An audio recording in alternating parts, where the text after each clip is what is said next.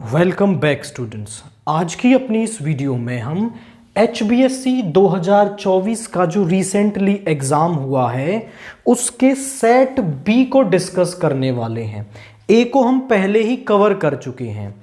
अब जो ए और बी में क्वेश्चंस हैं वो सेम हैं, बट वो उनका जो ऑर्डर है वो डिफरेंट है। तो हम यहाँ केवल उनका आंसर आपको बताएंगे। अगर आपको उनकी एक्सप्लेनेशन देखनी है तो यहां क्लिक करके आप सभी क्वेश्चंस की एक्सप्लेनेशन देख सकते हैं। तो शुरू करते हैं सेक्शन ए का फर्स्ट क्वेश्चन। सेक्शन ए का फर्स्ट क्वेश्चन जो है उसका आंसर रहेगा आपका B, that is 25th term. Question 2 जो है उसका रहेगा आपका ए, दैट इज के की जो वैल्यू है वो 6 आएगी। क्वेश्चन 3 जो है आपका उसका रहेगा B, that is 4√2 units distance मिलेगी।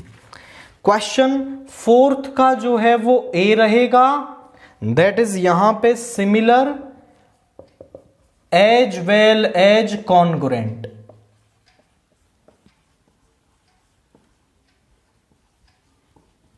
एंड क्वेश्चन 5 का होगा, दैट इज ए, आंसर जो है वो 50 डिग्री होगा। क्वेश्चन 6 जो है जो डिस्टेंस है वो √119 सेंटीमीटर मिलेगी, दैट इज ऑप्शन डी को आप यहां टिक करेंगे। क्वेश्चन 7 जो है बी आएगा, उसका वैल्यू होगी 1। क्वेश्चन 8 का ए होगा 3/√7। क्वेश्चन 9 का जो है वो होगा बी, दैट इज 9। क्वेश्चन 10 का होगा D, p/720 into 2πr²। And question 11 का होगा ए 132/7 सेंटीमीटर स्क्वेयर। 12 का होगा सी 55.44 सेंटीमीटर स्क्वेयर। 13th का होगा बी, दैट इज 8। 14th का होगा B, that is 25। Sum of median class and modal class 25 मिलेगा। क्वेश्चन 15 का होगा बी, दैट इज 1/2। 16th का होगा सी, दैट इज 360। एंड 17th का होगा आपका सी 2+√9। 18th का होगा आपका B, that is x² - 4x+1। And 19th का होगा आपका A, both A and R are true and R is the correct explanation of A.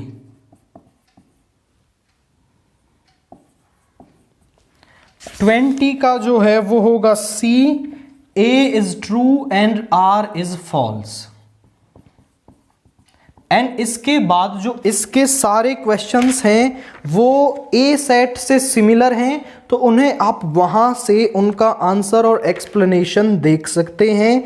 And जो क्वेश्चन 27 है वो सेट ए से डिफरेंट है, तो उसको हम बता देते हैं। जरा देखिए क्या है। Find the zeros of the quadratic polynomial 6x² - 3 - 7x and verify the relationship between the zeros and coefficient. तो हमारे पास गिवन पॉलिनोमियल है, द गिवन पॉलिनोमियल इज, वो है px = 6x² - 7x - 3। इसके पहले तो जीरोज निकालने हैं एंड फिर जीरोज में जो रिलेशनशिप है उसको वेरीफाई करना है। तो इसके जीरोज निकालने के लिए आप समझें px को 0 के बराबर रख देंगे, 6x square minus 7x minus 3 is equal to 0। And हमें ऐसे नंबर्स चाहिए जिनकी मल्टीप्लाई -18 हो एंड ऐड करने पर मिले हमें -7। तो यहां से हम 3x कॉमन ले लें तो 2x माइनस 3, यहां से 1 कॉमन ले लें 2x minus 3 is equal to 0। 3x plus 1 into 2x minus 3 is equal to 0। दो फैक्टर्स का प्रोडक्ट 0 तभी हो सकता है जब या तो ये 0 होगा, जब या फिर ये 0 होगा। तो यहां से 3x is equal to -1, x is equal to -1/3 and x is equal to 3/2। अब इनके बीच का रिलेशनशिप वेरीफाई करना है, तो मान लेते हैं this is alpha, this is beta. तो अल्फा प्लस बीटा निकालते हैं, -1/3 plus 3/2, LCM is 6, -2 plus 9 that is 7/6।